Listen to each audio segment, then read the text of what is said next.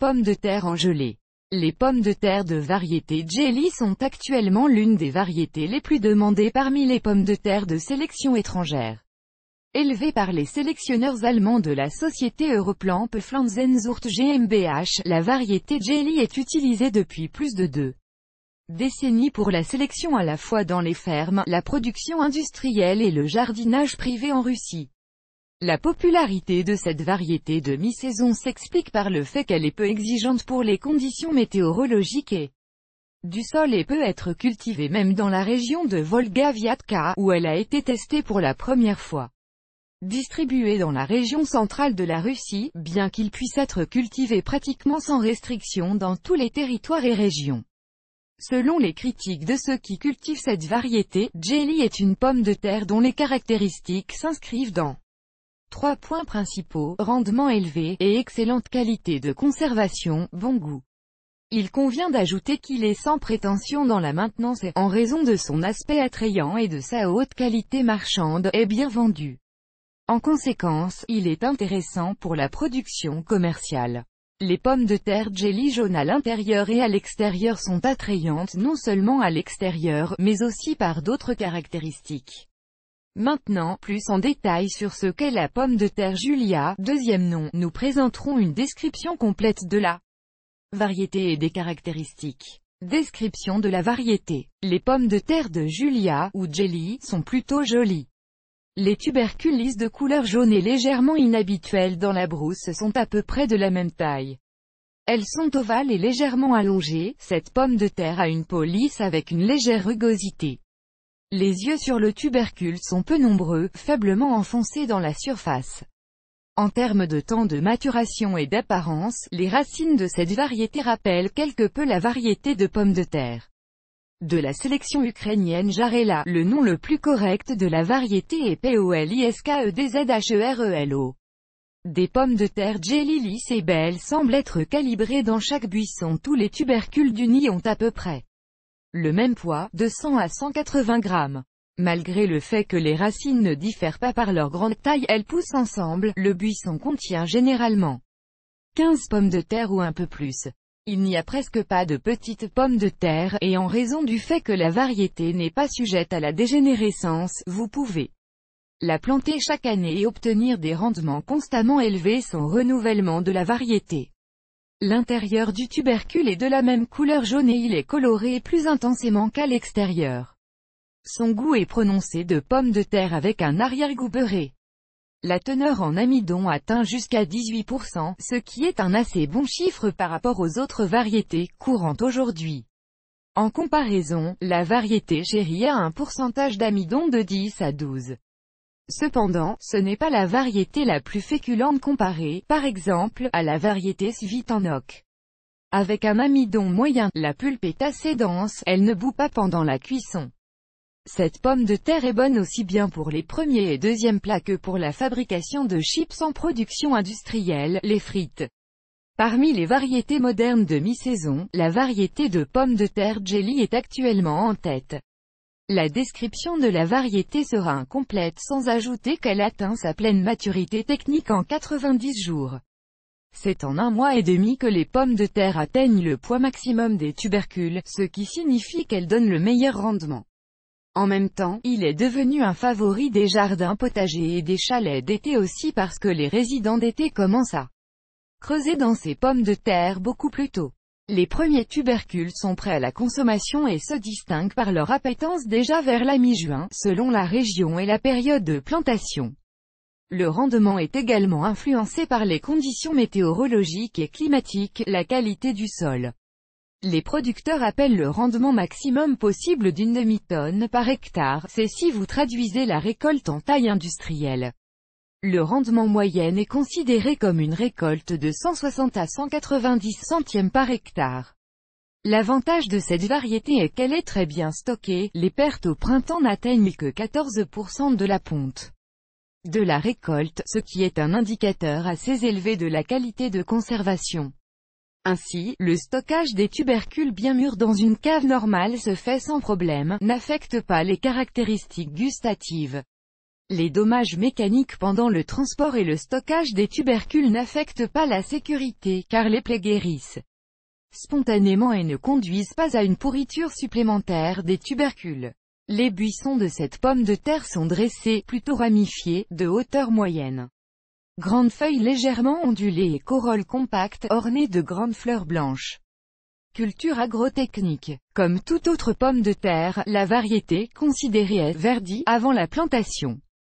En d'autres termes, les tubercules sont retirés des bacs et conservés à la lumière dans un endroit chaud, lorsqu'il reste un mois ou demi avant la plantation. Pour cette variété, la germination avant la plantation doit être effectuée jusqu'à ce que les pousses de pommes de terre des yeux éveillés rampent de 2 cm. En cas de pénurie de graines, les tubercules sont soigneusement coupés en gardant un rein à chaque site. Le trempage dans une solution de manganèse aide à décontaminer les graines avant la plantation. Il existe des médicaments en vente qui stimulent la croissance. Une caractéristique distinctive de cette variété est sa réactivité au sol suffisamment humide. Bien que, en même temps, la variété tolère de petites sécheresses et un manque d'arrosage à court terme. Cette variété aime les sols limoneux et fertilisés. Lors de la croissance, vous devez faire très attention au moment de la plantation. La variété est de mi-saison, elle est donc plantée assez tôt. Mais plantée dans un sol froid, en dessous de 8 degrés, non seulement n'accélérera pas la période de maturation, mais en général, cela peut affecter négativement le développement des plantes. Par conséquent, il est nécessaire de ne planter des graines qu'après l'établissement d'un temps chaud et sec et dans les endroits les plus éclairés et les plus ouverts. Le cultivar aime les sols neutres en termes de pH de 5-5,5%. Les prédécesseurs optimaux sont le chou, les plantes vertes, les concombres. La variété pousse bien après les betteraves. L'épandage du buisson et sa hauteur dictent les règles de plantation. Vous pouvez planter à la fois dans des trous traditionnels et dans des rainures.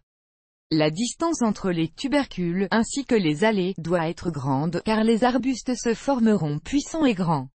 Idéalement, laissez 85 cm entre les rangées et 40 cm d'affilée. Plantez des pommes de terre dans les sillons labourés plus facilement et plus rapidement pour la plantation. De la matière organique est introduite, mais pas du fumier, mais du compost. Des engrais minéraux sont également nécessaires. Beaucoup de gens ajoutent des cosses d'oignons comme protection contre les ravageurs. Des cendres peuvent être ajoutées pour minéraliser le sol. En principe, la variété ne peut pas être considérée comme extrêmement exigeante à entretenir. Dans les zones chaudes, il doit être arrosé. Dans les zones climatiques tempérées, l'humidité naturelle et les précipitations sont suffisantes. Le premier petit herbage peut être fait avant même l'émergence des pousses. Cela ne prendra pas beaucoup de temps, mais cela aidera à lutter contre les mauvaises herbes. Désherbage et butage 2 ou 3 fois au cours de l'été. La première fois que vous pouvez marcher avec une ou immédiatement après l'apparition des premières pousses. Ainsi, les mauvaises herbes sont rejetées, qui sortent du sol plus rapidement que les semis cultivés.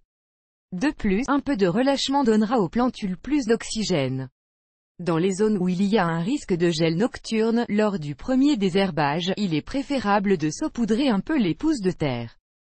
Ce n'est pas effrayant, au contraire, la terre recouvrira les plantes et les empêchera de périr, mais elles prendront quand même leurs pousses. Le deuxième butinage doit être fait aussi haut que possible, ratissant le sol aussi haut que possible jusqu'au buisson. Plus le sol est surélevé, meilleure est la formation des stolons, ce qui signifie qu'ils produiront par la suite plus de tubercules. La récolte se fait du début à la mi-septembre. Placez les pommes de terre dans un endroit sombre et sec pour les aérer. Pendant 2 semaines, ils se couchent, sèchent et forment une croûte uniforme et plus dense. Ensuite, il est soigneusement abaissé sur le lieu de stockage permanent. Avant le stockage, les pommes de terre doivent être légèrement séchées, mais jamais lavées. Si nous comparons cette variété avec d'autres représentants de la famille des morels, nous pouvons noter parmi ces caractéristiques positives que Jelly n'a pas peur d'un certain nombre de maladies et de ravageurs qui sont la norme pour cette famille. Pas peur des nématodes, ne souffre pas de cancer de la pomme de terre, pas sujet aux dommages causés par la gale commune, ne souffre pas de pâte noire. Lors de la préparation contenant du cuivre, il résiste au mildiou. Important. Le mildiou est la seule menace réelle pour cette plante qui peut affecter à la fois sa partie supérieure et les tubercules. Si, néanmoins, une infection s'est produite, le buisson est tombé malade du mildiou, il est nécessaire d'effectuer immédiatement le traitement avec de l'oxychlorure de cuivre, du cuprosate, de l'acédyle, de l'oxyque, etc. Parmi les ravageurs, les pommes de terre sont affectées par le doryphore de la pomme de terre et le taupin. Le traitement de cette variété ne diffère pas des autres variétés, les mêmes méthodes chimiques sont utilisées. Avantages et inconvénients de la variété Jelly. Pour résumer ce qui précède, on peut noter que la variété Jelly est l'une des meilleures aujourd'hui lorsque l'on compare le type de variété de mi-saison.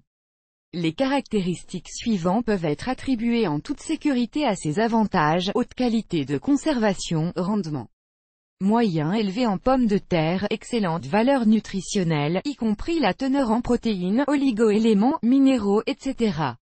Tubercule calibré, d'excellente qualité commerciale, ce qui rend cette pomme de terre attractive pour l'agriculture. L'inconvénient de cette variété est que cette pomme de terre a un tubercule dense et une faible teneur en amidon. Par conséquent, il n'est pas idéal pour faire de la purée de pommes de terre et d'autres plats qui nécessitent une féculence élevée. Aucune autre lacune n'a été identifiée. Afin d'apprécier pleinement la qualité, les avantages et les inconvénients de cette variété, nous vous recommandons de l'acheter et de la planter au moins pour la tester et la comparer avec des variétés plus anciennes connues des résidents d'été. Un bon soin donne une excellente récolte.